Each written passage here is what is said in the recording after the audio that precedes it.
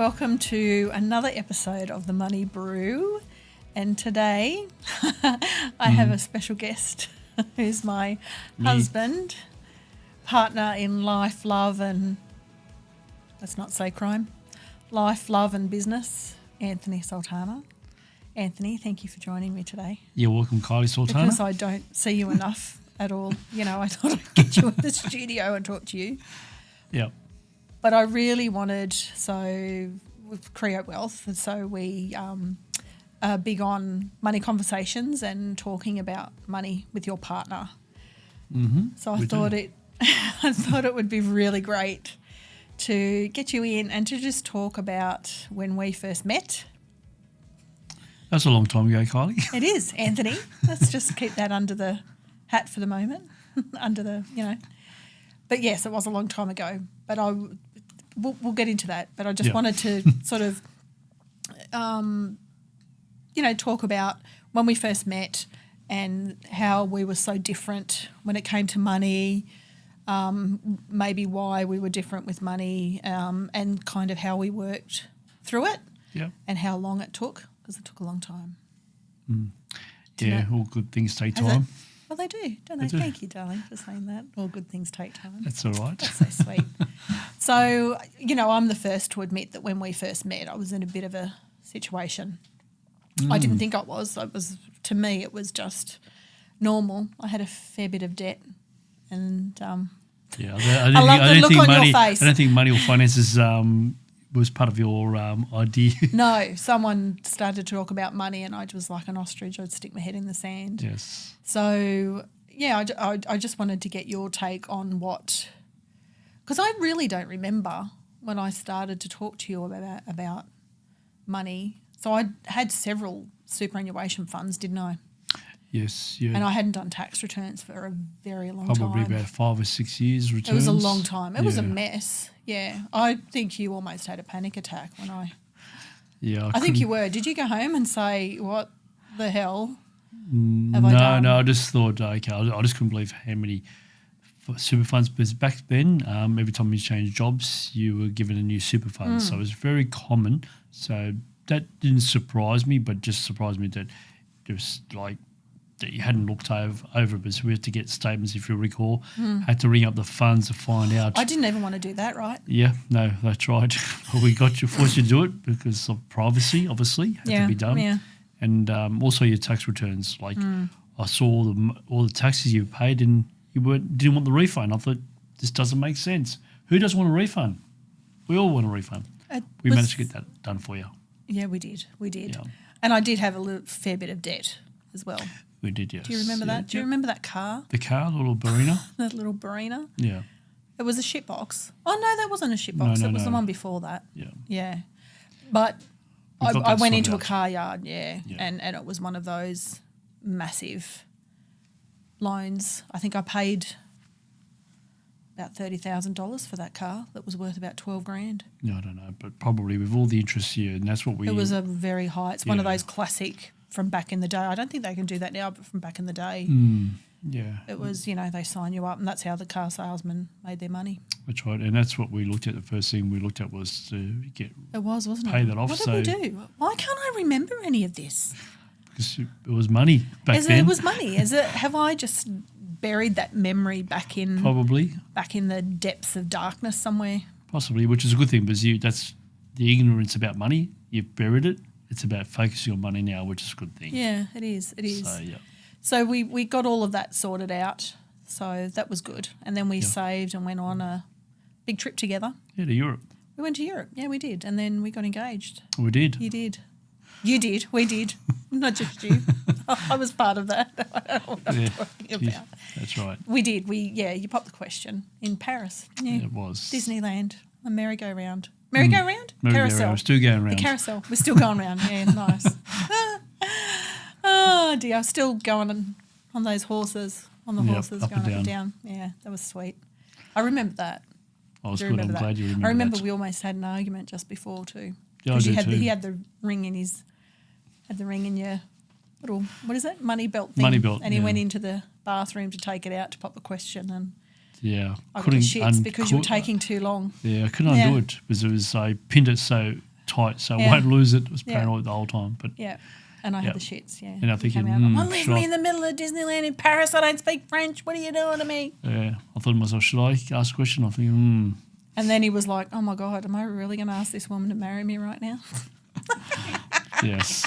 But you did, and here we are. Yeah. So anyway, so we had that wonderful holiday, got engaged, came home. Mm-hmm. But I still wasn't great with money. No, but it took a while. If I recall correctly, it took a while for you to understand, because we come from different backgrounds. Obviously, Yeah. money was not important, but it was important in the sense that you worked hard for your money and you saved it. You didn't blow it. Yeah. Yeah. I mean, I did work hard, You but I worked just hard. had absolutely Yeah. nothing to show for it. So for recall, you started working since you left school. So Oh, I was working at 14. I started working at the races. It used to be called the AJC back then, Australian Jockey Club. yes, Yeah, I used to work there, and we used to get paid cash in the hand. We used to go and collect our cash in a little envelope. yep. Remember those good old days? Yeah, and then my first real job. Do you remember the? God, this is kind of like a little Renaissance episode, isn't it? Talking about do you remember the CES, Commonwealth Employment Yeah, Service? which is now called Centrelink. Yep. Centrelink, yeah. But they used to have the jobs on a board, They did. You had like to on pick the your little card, cards, you and pick the then you card. take it to the Yeah. So I've got my first real job there. It was Payless Shoes in Auburn. So I love shoes, so I thought, yeah, why not? I got paid That hasn't $99. Yeah, no, that definitely has not changed. I got paid $99 a week Wow. for that, yeah, that job. Yeah, but back to, we did have very different opinions of money. And I was, still racking up credit card. When we first got married, not Okay. now. Oh yes. That's what I think. Don't look confused. No, I don't have a credit card now. No. So it's just for listeners so they know. It's just, we just removed the temptation. I don't have the credit. But it's not just that. I'm responsible with a credit card now, but I just prefer not to have it, and I just prefer to manage the money that comes into my account. So Yeah, I think that's for a lot of people. It's the same. Some Yeah. people would. It's about control and about managing control and just sort of understanding that it's not always free money. That's what a lot of people do, and I think problem with institutions put it to people, and there's a lot of vulnerable people don't understand it and manage it, and they get themselves in debt, which is pretty sad. People are getting themselves in debt now, like Afterpay and all of these other, Credit providers. PayPal and credit providers. Yeah. I saw a comment on a Facebook post the other day, and they asked, "What's the biggest money mistake you've made?" And someone said, "Getting a personal loan through Wallet Wizard." I was like, "Oh my God, I don't even want to think about the interest rate they're probably paying on that." So, and I mean, back in the day, I probably would have done something like that. Because without knowing. everybody wants everything now. Today is not about appreciating that whatever you buy, you've earned it, and that's the problem. I think a lot of people have forgotten about that skill.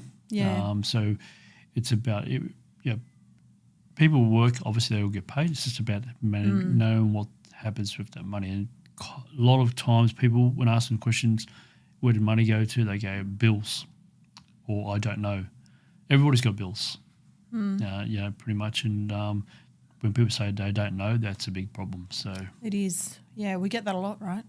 we do. A lot of people. I think that's why one of the first things we do if somebody comes into our peripherals and Yes. want to become a client is we give them a budget planner and say we got to work out what you're doing with your money first. Yeah. Well, we need to get to know them too. Yeah. So And by that's seeing what people spend money on, you get to know them. And that's something we started to do a budget. Every time I brought the budget planner out, you shut down very quickly, Kylie. I did, if didn't I I? remember. It was a bit of a... I think we had a lot of arguments over it, because you didn't want to do it. And then you Yeah. kept saying to me, we need to do it. I said, let's just do it now. The right time now. When is the right time? It's because I think I used to think that you were judging me. Like I used to think, but it wasn't you were judging me. You just wanted to get me involved. Exactly, and I think yeah. once I started to tell you that I didn't like your approach and how you were phrasing, Okay. it's true. I did tell you. I said I don't know. like. It's the way that you're saying it.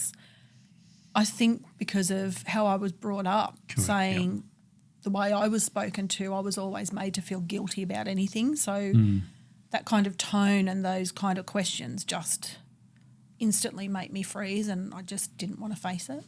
Yeah, you're saying that. I've come across clients and we're not different, like we're normal, because I've had clients. We're normal? We're normal, yes. You sure? I think, yeah, I'm sure we are. I've had clients where that has happened in the office with me with husband and wife, because sometimes there's always one, it's not always the male alpha. It could be either or. So it could be the one of the spouses. There's always sort of one dominant with finances, going to be, and the other one's not. Yeah. So we I do see that today, and so it's one of the things that can be addressed. It's always a hard thing. It's never going to be easy, but you got to try to, as you said, it's just the approach, how I've said it. Sometimes you make people feel guilty, but you're not intentionally making them feel guilty. It's just that you're trying to get things that are, trying to sort of get on top of it. Yeah. And to your credit, I mean, you took that on board when I said that to you, and you kind of changed your approach a little bit, and I think that's when we started to get on track. And then it's kind of, the more I got involved, the more I realised how stressed you were over having to take care of all of the finances, because it was all kind of laid on your... I wouldn't say it stressed me out. Not stress, but it was a lot of responsibility I was leaving you with to just take care of everything. It was because at that time I sort of wanted you to be aware of what's happening. What was happening, Because, like when we get electricity bill, when I get it, I freak out because how much it is. But I say to you what it is, and you go, so what? It's just a bill. Like, that's what are we going to do? Light some candles and not have electricity? Whatever. But it's all about understanding what's a realistic, what power bills should be like, or even phone bills, because once you sort of don't know what an average is, then you don't really know what, if you're paying a lot of money or not. Oh, that's right. Yeah, exactly. So, we know somebody that their electricity bill for a two-people person is $900 a quarter. Which is ridiculous. Ridiculous, and that's a big problem. That's something's gone wrong there, but anyway, that's a different story. But I think what also changed we found the magic for you to save money. What was that? Travel. A goal, setting a goal. Which was to travel. Was travel, that's right. Exactly right. Exactly. So, that's where people, they don't have goals. That's where the problem is. They get the money, they don't know what to do with it, so they spend it. Yeah. But if you set yourself a goal, and what we talk about at Creo Wealth is all about setting goals. Setting financial Set goals. yourself a goal. Yeah. Because most goals really can be tied back to financial, right? Exactly, yeah. So it could be soda water, by the way. Yeah, that's right. So setting yourself a goal could be personal or financial, but obviously, setting both, which interrelate to each other, then that gives the person understand they can save then. Yeah. Yeah, travel's still my number one goal all the time.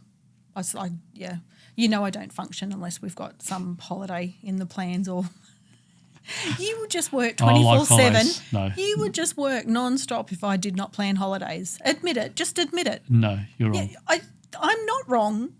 Okay. Might be 18 months, not 12 months. Oh, God, I couldn't go 18 months without holiday. COVID killed me. Anyway, so, yes. Anthony, what would be tips for not just males, but male or females that are the ones that are more kind of financially literate, and their partner's kind of like me that doesn't want to, accept it? What are some tips you can give them? Be patient is probably be patient, but you've got to try to communicate about setting some time and make it a bit of fun, because obviously a person who doesn't have a lot of financial literacy, it's going to be harder for them to come across and understand how it works. But the longer you leave it, the worse it gets. It causes a lot of financial relationship stresses and all that, which we don't need.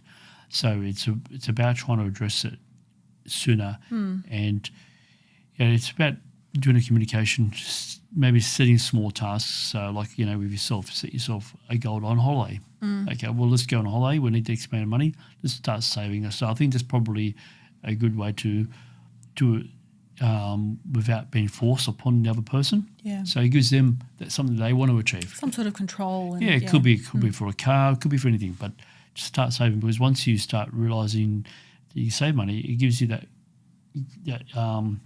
sense of great satisfaction. Right. Yeah. You think, wow, this is really good, and then you realise how easy it is, and then it sort of helps get the ball rolling to start on other things and start focusing. Like some more Jimmy Choos. Right. I still have a shoe fetish. That's okay. That's all. Okay. I'll stick to my Clark rubber. No, my Windsor Smith. Your Windsor Smith. Such a simple man. Thanks for chatting with me and talking about our early years with money. We're much better now. Oh, we are. We are much better now. I still have my moments sometimes, but that's okay. Yeah, but it's all about, I think, working together. Yeah. And trying to communicate, which is probably the biggest thing. Yeah. For anything. I think it's important actually too, before we finish off, to let everyone know, because I've seen a lot of people talking about when you're in a couple, whether you keep your money together or separate or whatever. And we've always kept our money together. It's never really been a mine, yours. It's ours. It's just there to pay for what we have kind of thing. And then now every fortnight I just get a certain amount put into my account, and that's mine to do whatever the hell I want with. Yeah, so like you and I both, obviously we put our funds together, obviously with a mortgage trying to minimise interest costs, but it's also good to have your own, I call it my play money or slush money. Slush money. We all have our own, and I think everybody should still be able to do that. Yep. To pay for their hobbies, or maybe want to go for a coffee rather than be ddependent upon and judging each other's, you spent that, what'd you spend that money on, especially if it's a joint account. Yeah.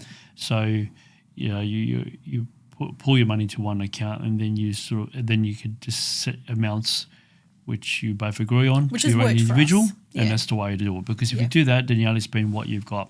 Because if you only have one account, you probably spend more than what you think. That's one. Secondly, some people do have their own. They want to keep their finances separate. It's a bit harder to work with, but it's manageable. Yeah. I think communication, again, is the main key. So you've just got to do whatever works for you, but having our money pooled just worked for us. Yes, that's right. So it's one way or another. So you want to keep money separately, but you still should look at having a joint account for certain things to cover. Yeah. Well, thanks for joining me today. Thank you, Kylie. Yeah. What's for dinner? I don't know. Maybe we'll ask the boys. Yeah, maybe.